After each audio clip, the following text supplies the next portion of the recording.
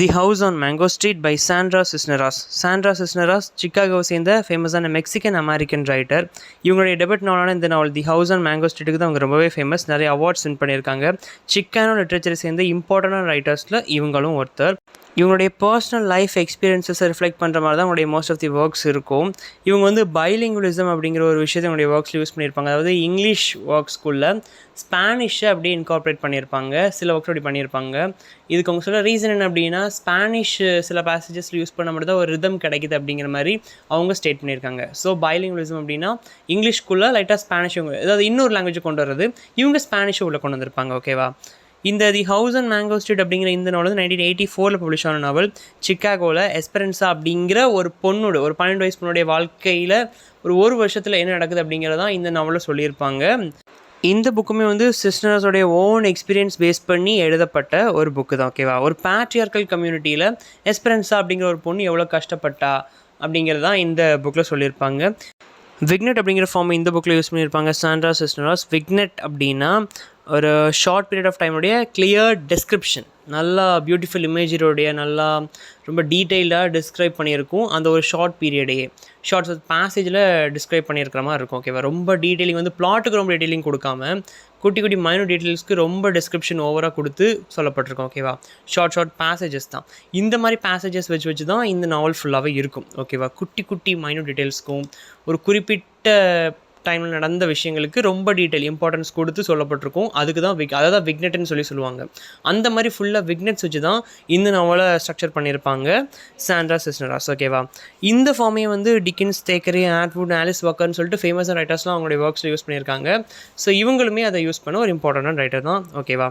இப்போ இந்த நாவலுடைய சம்மரி பார்த்துடலாம். இந்த நாவல் வந்து ஒரு பில்டிங் ஸ்ட்ரோமன் நாவல்னு சொல்லலாம். ஏன்னா எஸ்பெரன்சா கார்டர் அப்படிங்கிற ஒரு பொண்ணு எப்படி மெச்சூரிட்டி கெயின் பண்ணுறா, அவள் லைஃப்பில் என்ன விஷயங்களை கற்றுக்கிறா அப்படிங்கிற அவருடைய பர்சனல் க்ரோத் பேஸ் பண்ண ஒரு புக் தான். ஸோ இது ஒரு பில்டிங் ஸ்ட்ரோமன் அந்த கம்மிங் ஆஃப் ஏஜ் ஸ்டோரின்னு சொல்லலாம். ஓகேவா? இப்போது எஸ்பெரன்ஸாவுடைய ஃபேமிலி வந்துட்டு வேறு ஒரு இடத்துலேருந்து ஒரு புது வீட்டுக்கு வராங்க. அந்த வீடு எந்த தெருவில் இருக்குன்னா மேங்கோ ஸ்ட்ரீட் அப்படிங்கிற தெருவில் இருக்குது. அங்கே வராங்க. அங்கே இவங்கள தவிர்த்து இவங்களை சுற்றி இருக்கிற எல்லாருமே வந்துட்டு லாட்டின் ஆரிஜினை கொண்டவங்க. ஓகேவா? லாட்டின் அமெரிக்கன்ஸ் இவங்களை சுற்றி இருக்கிறவங்க. ஸோ சம்வாட் அங்கே இவங்களுக்கு ஒரு டிஃப்ரெண்ட்டான ஒரு ஃபீல் இருக்குது. எஸ்பெரன்ஸாக்கு இந்த நாவல் முடிகிற எண்டு வரைக்குமே வந்துட்டு அந்த இடத்துல இருக்கிறதே பிடிச்சிருக்காது, மேங்கோ ஸ்ட்ரீட்டே பிடிச்சிருக்காது. சம்வாட் இங்கே இதை பிலாங் பண்ண வேண்டிய ஆள் நம்ம கிடையாது, இதை சேர்ந்தவங்க நம்ம கிடையாது அப்படிங்கிற ஒரு ஃபீல் வந்துட்டு எஸ்பெரன்ஸாக்குள்ளே ஓடிக்கிட்டே இருக்கும். ஓகேவா? அவருடைய ஒரு வருஷத்தை மட்டும்தான் இந்த நாவலை நமக்கு காட்டியிருப்பாங்க. மட்டும் இல்லாமல் அங்கே ரேசியல் ரீசன்ஸை வச்சு சில ஃபேமிலிஸ் வந்து ஒதுக்கியும் வச்சுருப்பாங்க. இந்த மாதிரி ட்ரபிள்ஸ்லாம் அந்த மேங்கோ ஸ்ட்ரீட்டில் இருக்கும். ஸோ அங்கே இருக்கிறது வந்து பெருசாக அவளுக்கு பெரிய இன்ட்ரெஸ்ட் ஒன்றும் இல்லை. ஓகேவா? பட் அவருடைய ப்ரீவியஸ் இதுக்கு முன்னாடி அவங்க வாழ்ந்த வீடுகளை கன்சிடர் பண்ணும்போது இப்போ இருக்கிற வீடு வந்து ஓகே, பட் இருந்தாலும் அவள் ஆசைப்பட்ட ஒரு வீடு இது இல்லை. அவ்வளோ அவங்க ஃபேமிலியை வந்துட்டு இப்படி ஒரு வீட்டுக்கு போகணும், இப்படி ஒரு வீடை கட்டணும்னு சொல்லி ஆசை வச்சுருப்பாங்கல்ல, அந்த ஆசைப்பட்டது வந்து இப்போ இவங்க இருக்கிற இந்த மேங்கோ ஸ்ட்ரீட்டில் இருக்கிற வீடு கிடையாது. ஸோ எஸ்பெரன்ஸோட என்ன அப்படின்னா, இந்த வீட்டை விட்டு போய் நம்ம ஒரு சூப்பரான ஒரு வீடுனா ஆசைப்பட்ட மாதிரி ஒரு வீட்டில் இருக்குன்னு சொல்லிட்டு ஒரு ஆசை அவளுக்கு இருக்குது. இதுக்கு முன்னாடி இருந்த வீடுகளை கம்பேர் பண்ண இந்த வீடு ஓகே, பட் இருந்தாலும் அவங்க ஆசைப்பட்ட அவங்களுக்குன்னு ஒரு கனவு இருந்திருக்கும்ல, அந்த கனவுக்கு ஏற்ற வீடு இது கிடையாது அப்படிங்கிறத ஃபர்ஸ்ட்டே சொல்கிறாங்க. ஸோ இந்த புக் முடிகிற வரைக்குமே எஸ்பெரன்ஸோடைய மைண்ட் எப்படி இருக்கும் அப்படின்னா, நம்ம இந்த இடத்த சேர்ந்தவ கிடையாது அப்படிங்கிற ஒரு ஃபீல் வந்துட்டு அவளுக்குள்ளே எப்போவுமே ஓடிக்கிட்டே இருக்கும். ஸோ அவங்க வசிக்கிறது இவங்களை சுற்றி வந்து முழுக்க லாட்டின் அமெரிக்கன்ஸ் தான் வந்து இவங்களுடைய சென்டராக போய் மாட்டிகிட்டு இருக்கிறாங்க. மட்டும் இல்லாமல் இவளுக்கு அந்த வீடும் பெருசாக அப்படிங்களா ரொம்ப சின்ன வீடாக தான் இருக்குது. ஸோ அவரோட என்ன அப்படின்னா, என்னைக்காவது ஒரு நாள் இந்த மேங்கோ ஸ்ட்ரீட்டை நான் என்ன பண்ணிடணும், எஸ்கேப் ஆயிடணும் அப்படிங்கிற எண்ணம் வந்துட்டு எஸ்பெரன்ஸாக்குள்ளே இருக்குது. இப்போ அப்படியே வருஷங்கள் போகுது. வருஷங்கள் போக போக எமோஷ்னலாகவும் செக்ஷுவலாகவும் ஆர்டிஸ்டிக்கலாகவும் கொஞ்சம் நல்லா வளர்ந்துக்கிட்டு இருக்கு. ஆர்டிஸ்டிக்கலாக அப்படின்னா நல்லா எழுதி போயம்ஸ் எல்லாம் எழுத ஸ்டார்ட் பண்ணுறா. அவளை சுற்றி இருக்கிற விஷயங்கள்லாம் நல்லா நோட்டீஸ் பண்ணுறா, நல்லா அப்சர்வ் பண்ணுறா, பண்ணிவிட்டு அதை தன்னுடைய ரைட்டிங்ஸில் காட்டுறா. பட் ரைட்டிங்ஸ் வந்து வெளியாட்டையும் பெருசெல்லாம் காட்ட மாட்டேன்றா எஸ்பெரன்ஸா. ஓகேவா? ஸோ ஒவ்வொரு விஷயம் நல்லா வளர்ந்துக்கிட்டு வளர ஒரு ஃப்ரெண்ட்ஸும் வளர்றாங்க. நிறைய நெய்பர்ஸை ஃப்ரெண்ட் பிடிச்சி வச்சுக்கிறா, கிளாஸ்மேட்னு சொல்லிட்டு எல்லாருமே கூட்டம் வளர்ந்துக்கிட்டே வருது. அவளுடைய 2 முக்கியமான ஃப்ரெண்ட்ஸ் பார்த்தோம்னா சிக்கனா கேர்ள்ஸ் தான் 2 பேருமே. இவங்களுமே சிக்காகோவை சேர்ந்தவங்க தான். ஸோ சிக்காகோவை சேர்ந்த இன்னும் 2 கேர்ள்ஸ் அங்கே இருக்காங்க. அவங்கள தான் ஃப்ரெண்ட் பிடிச்சி வச்சிருக்கா, ரேச்சல் அண்ட் லூசி. இவங்க 2 பேரும் நல்லா க்ளோஸ் ஃப்ரெண்ட்ஸ் ஆகிடுறாங்க எஸ்பெரன்ஸாக்கு. இது போக எஸ்பெரன்ஸாக்கு ஒரு லிட்டில் சிஸ்டர் உண்டு, நெனி அப்படின்ட்டு. அந்த நெனி, தென் ரேச்சல், லூசி, எஸ்பெரன்ஸா 4 பேருக்கும் வேலை என்ன அப்படின்னா, அப்படியே அந்த தெருவை சுற்றி பார்க்குறது, ஊரை சுற்றி பார்க்குறது, இதுதான் அவங்களுடைய வேலை.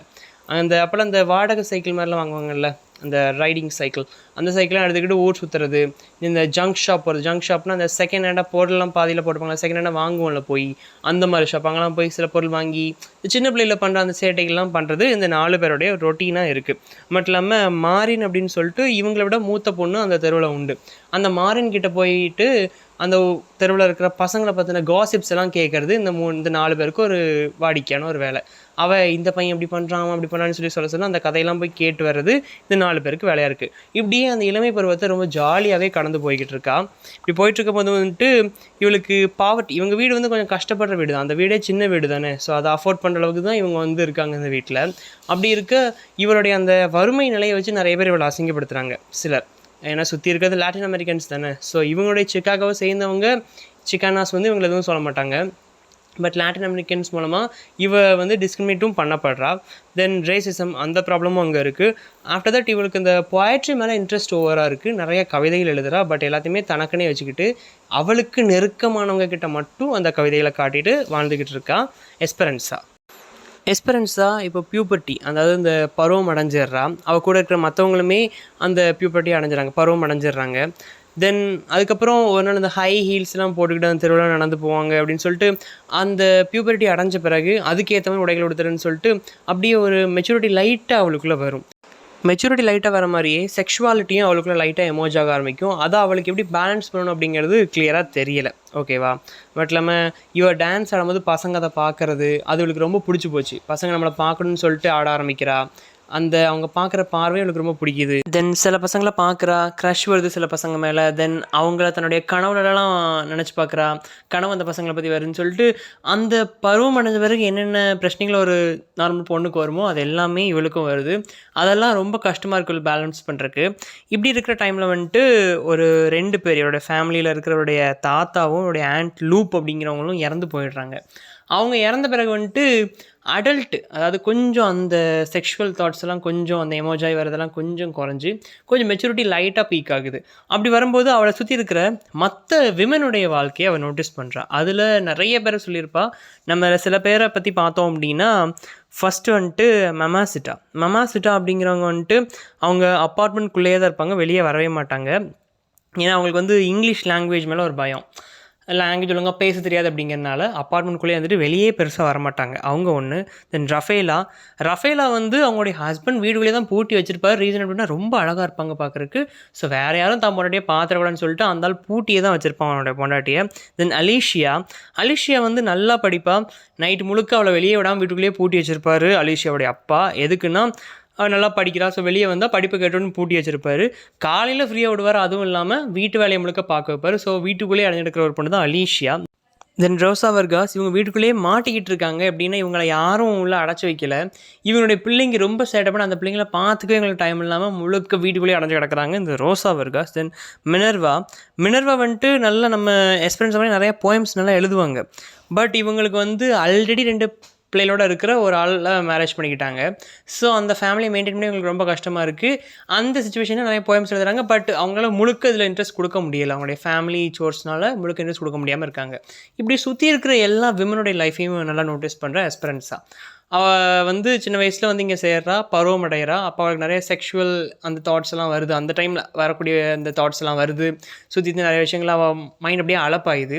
பாயும்போது வீட்டில் ஒரு இறப்பு வருது. அந்த இழப்பு வர்றது மூலமாக சுற்றி இருக்கிற மற்றவங்களையும் கொஞ்சம் அப்படியே நோட்டீஸ் பண்ணுறா. பார்த்தா அங்கே இருக்கிற நிறைய விமனுடைய வாழ்க்கையில் நிறைய ட்ரபிள்ஸ் இருக்குது. சொல்லப்போனால் எல்லாருமே சம்வாட் ஏதோ ஒரு விஷயத்தால் அப்ரெஸ் பண்ணப்பட்டுருக்காங்கிறது அவருக்கு நல்லா தெரியுது. தெரிஞ்சவொடனே அவன் மைண்டுக்குள்ளே என்ன தோணுது அப்படின்னா, நம்ம வந்து பியூட்டிஃபுல்லாகவும் இருக்கணும், இந்த சேம் டைம் க்ரூவலாகவும் இருக்கணும். இந்த உலகத்தில் சில மூவிஸில் வர உமன் கேரக்டர்ஸ் மாதிரி நம்மளை அழகாகவும் காட்டிக்கணும், அது மாதிரி கொடூரமாகவும் இருந்தால் மட்டும்தான் இது பண்ண முடியும். மென்னை அட்ராக்ட் பண்ணுறக்கான அழகு இருக்கணும். அதே மாதிரி அவன் நம்மளை ஆளாமல் நம்மளும் அவனை ஆளக்கூடாது. பட் அவன் நம்மளை ஆளாமல் இருக்கணும், நம்ம க்ரூவலாக நம்மளை அவன்கிட்ட காட்டணும். அவளுக்கு ஸோ நான் பியூட்டிஃபுல்லாக இருக்கணும், க்ரூவலாக இருக்கணும்னு சொல்லிட்டு அவளுக்குள்ளே யோசிச்சுக்கிறா எஸ்பெரன்ஸா. அந்த டைமில் இன்னொரு ஃப்ரெண்டு பிடிக்கிறா. அவள் யாருன்னா சாலி வந்து ரொம்ப க்ளோஸ் ஃப்ரெண்ட் ஆகிடுறா அவளுக்கு. பட் மற்ற பொண்ணுங்கள் வந்து சாலி ஒரு டிஃப்ரெண்ட்டான ஒரு ஆள். அவளுக்குன்னு ஒரு அஜெண்டா, அவளுக்குன்னு நான் இப்படி தான் வாழ்வேன்னு சொல்லிட்டு அவளுக்குன்னு ஒரு கோட்பாடு வச்சு வாழ்கிற ஒருத்தி. அவள் அப்பா ரொம்ப அக்ரெசிவாக இருக்கக்கூடிய ஒரு பர்சன். ஸோ சாலி அவள் விருப்பப்பட்ட மாதிரி அவள் வாழ்க்கையை வாழ்ந்துக்கிட்டு இருக்கா. ஈவன் அவளுக்கு தோன்ற இடத்துலலாம் யார் கூடனாலும் எந்த பசங்க கூடனாலும் போய் செக்ஸ் வச்சுக்குவா, அது அவளுடைய விருப்பம்னு சொல்லிட்டு லைஃப் ரொம்ப ஃப்ரீயாக வாழ்றா. இது வந்து அவள் பார்க்குற மற்ற பொண்ணுங்கிட்டது கொஞ்சம் ரொம்பவே டிஃப்ரெண்ட்டாக இருக்குது நம்ம எஸ்பரன்ஸாக்கு. ஏன்னா இந்த அளவுக்கு ரொம்ப அந்த விஷயத்தில் ரொம்ப ஃப்ரீயாக லிபரலாக இருக்கிற பொண்ணை வந்து அவள் பார்த்து கிடையாது. ரொம்ப மெச்சூர்டும் கூட, சுற்றி இருக்கிற மற்ற பொண்ணோட ரொம்ப மெச்சூர்டாக இருப்பாள். அவளை பொறுத்த வரைக்கும் லைஃப்னா எனக்கு இந்த அப்ரெஷன்லேருந்து தப்பிக்கிறதுக்கு நான் அதை பண்ணுறேன் அப்படிங்கிற மாதிரி அவளுக்கான ரீசன்ஸை வச்சுருக்கா. சம்வாட் அவள் ஒரு இதில் மெச்சூர்டாக இருக்கிறத எஸ்பரன்ஸாக நோட்டீஸ் பண்ணுறா. தென் எஸ்பரன்ஸாக்கு வந்து இன்னும் நிறையா அவள் லைஃப்பில் வந்து நிறைய ட்ரமாட்டிக்கான எக்ஸ்பீரியன்ஸ் வந்து சாலியை கூட ஃப்ரெண்ட் ஆன பிறகு தான் நடந்திருக்கும். என்ன அப்படின்னா இவளுடைய சாவியெல்லாம் திடிச்சிட்டு ஒரு குரூப்பாக சில பசங்க என்ன பண்ணியிருப்பாங்க அப்படின்னா எங்களை கிஸ் பண்ணிட்டு கிஸ் பண்ணால் தான் சாவி தருவான்னு சொல்லிட்டு இது பண்ணியிருப்பாங்க. தென் சாலி கூட வெளியே போயிருக்கும்போது ஒரு கார்னிவல் போயிருப்பா. கார்னிவல் என்ன பண்ணியிருப்பாங்க அப்படின்னா சாலி தான் கொஞ்சம் பசங்களை வர சொல்லியிருப்பா. எதுக்குன்னா ரிலேஷன்ஷிப்பில் இருக்கிறக்கு, செக்ஸ் வச்சுக்கிறதுக்கு. பட் அவள் அங்கேருந்து தெரியாமல் போகிற நேரத்தில் அவங்க வந்து பார்க்கும்போது எஸ்பரன்ஸாக தான் இருப்பாள். ஸோ எஸ்பரன்ஸாக அவள் விருப்பமே இல்லாமல் ரேப் பண்ணிடுவாங்க. இந்த மாதிரி அவள் லைஃப்பில் நிறைய ட்ரமாட்டிக் எக்ஸ்பீரியன்ஸும் சாலி மூலமாக அவளுக்கு நடக்கும். ஸோ அவள் லைஃப்பில் வந்து நிறைய விஷயங்களை அந்த மேங்கோ ஸ்ட்ரீட்டில் இருக்கும்போது அந்த ஒரு வருஷத்துக்குள்ளே பார்த்துட்டா. அவள் பியூபர்ட்டி அடையிறதுக்கு முன்னாடியே இங்கே வந்தால் நல்லா ஊர் சுற்றி வேடிக்கைலாம் பார்த்தாங்க. தென் பியூபர்ட்டி அடைஞ்சா அப்போ கொஞ்சம் செக்ஷுவல் தாட்ஸ்லாம் ஓவர் எமர்ஜ் ஆகி மைண்ட் டைவர்ட் ஆச்சு. தென் அவளை சுற்றி இருக்கவங்க நோட்டீஸ் பண்ணால். ஸோ நம்ம எப்படி சொசைட்டியில் இருக்கணும், எப்படி நம்ம வாழணுங்கிறத அவளாக டிசைட் பண்ணால்.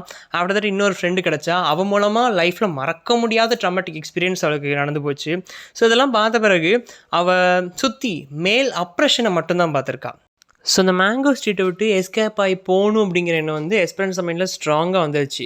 இவங்க பக்கத்து வீட்டில் இருக்கிற நெய்பர் இறந்த ஒரு ஃபியூனரலுக்கு போயிருக்கும்போது கூட இவளுக்கு மூத்த ஒரு 3 சிஸ்டர்ஸ் வந்திருப்பாங்க. அதாவது சிஸ்டர்ஸ்னால் தெரிஞ்சவங்க, வயசில் பெரியவங்க ஒரு 3 பேர் வந்திருப்பாங்க. அவங்க வந்து எஸ்பரன்ஸை பார்த்தோட ஆட்டிடியூடை பார்த்து கண்டுபிடிச்சிருப்பாங்க. நீ இங்கேருந்து எஸ்கேப் ஆகி போகணுன்னு ஆசைப்படுற, இங்கேருந்து போயிருந்தேன்னு ஆசைப்படுற அப்படின்னு சொல்லி கேட்டிருப்பாங்க. ஸோ அந்தளவுக்கு ஒரு ஆட்டிடியூடே மாறி இருக்கும் உங்களுக்கு, மெச்சூர் ஆகிட்டா இல்லையா. ஸோ அதனால் எப்படியாவது இங்கேருந்து போயிடணுங்கிறன்னா அவன் மனசில் ஸ்ட்ராங்காக பதிஞ்சிருச்சு. இல்லைன்னா அங்கே மாட்டிகிட்டு இருக்கிற விமன் மாதிரியே இவளும் மாட்டிக்குவா அப்படிங்கிற எண்ணம் வந்துருச்சு. ஸோ ஒரு கான்ஃபிடென்ட் வந்துருச்சு. ஆனால் அவளால் வெளியே தனியாக போக முடியாது. ஏன்னா ஃபினான்ஷியலாக அவள் இண்டிபெண்ட் இல்லையா. ஸோ இந்த ரைட்டிங் இருக்குல்ல, இதை வச்சே நான் ஒரு நாள் இங்கேருந்து லிபரேட் ஆகி வெளியே போவேன். வெளியே போய் ஒரேடியாக போயிட மாட்டேன், கண்டிப்பாக திரும்ப வருவேன். ஏன்னா இங்கேருந்து வெளியே வர முடியாமல் மாட்டிக்கிட்டு இருக்காங்க இல்லையா, அவங்கள வெளியே கொண்டு வருவேன் அப்படிங்கிற எண்ணம் வந்துட்டு அவளுக்குள்ளே ஸ்ட்ராங்காகவே இருக்குது. ஸோ ஃபிசிக்கலாக படிப்பும் ஃபினான்ஷியல் இண்டிபெண்டன்ஸும் கிடச்ச பிறகு இங்கேருந்து கண்டிப்பாக நான் எஸ்கேப் ஆகி போயிட்டு திரும்ப வருவேன். தன்னால் ஸ்ட்ராங்காக எந்திரிச்சு வர முடியாமல் மாட்டிக்கிட்டு இருக்காங்க இல்லையா, அவங்கள நான் பார்க்குறக்காக, அவங்கள திரும்ப கூட்டிகிட்டு போகிறக்காக திரும்ப வருவேங்கிற ஒரு எண்ணத்தோட எஸ்பரன்ஸாக இருக்கிறது அந்த நாவல் எண்ட் ஆகுது. ஸோ அவருடைய ஒரு வருட வாழ்க்கை மேங்கோ ஸ்ட்ரீட் அப்படிங்கிற ஒரு தெருவில் இருக்கிற ஒரு வீட்டில் போய் இருக்கும்போது அவளுக்கு என்னென்ன விதமான எக்ஸ்பீரியன்ஸ்லாம் கிடைக்குன்னு சொல்லிட்டு விக்னட்டே ஃபார்மில் இந்த நாவலில் சொல்லியிருக்காங்க. ஸோ எஸ்பரன்ஸோட லைஃப்பில் நடந்த அங்கங்கே நடந்த விஷயங்களை, அந்த மெமரிஸ் அவள் பார்த்த விஷயங்களெல்லாம் இல்லை ரெக்கார்ட் பண்ண மாதிரி தான் அந்த நாவல் இருக்கும். ஒரு coming of age novel. So maturity இல்லாமல் இருந்து கடைசியில் எப்படி அவளுக்கு இவ்வளோ மெச்சூரிட்டி கிடைக்குது, அந்த விமன் ஆப்ரேஷன்லாம் பார்த்து என்னதுனால அவளுக்கு இவ்வளோ மெச்சூரிட்டி கிடைக்குது, எப்படி அந்த மெச்சூரிட்டி கெயின் பண்ணுறா அப்படிங்கிற அந்த நாவலுடைய ஸ்டோரி இவ்வளோ அந்த நாவலில் இருக்கும். இப்போ அதனுடைய தீம்ஸ்ன்னு பார்த்தோம் அப்படின்னா gender and sexuality, identity, patriarchy, இது 3 இந்த நாவலுடைய தீம்ஸாக சொல்லலாம்.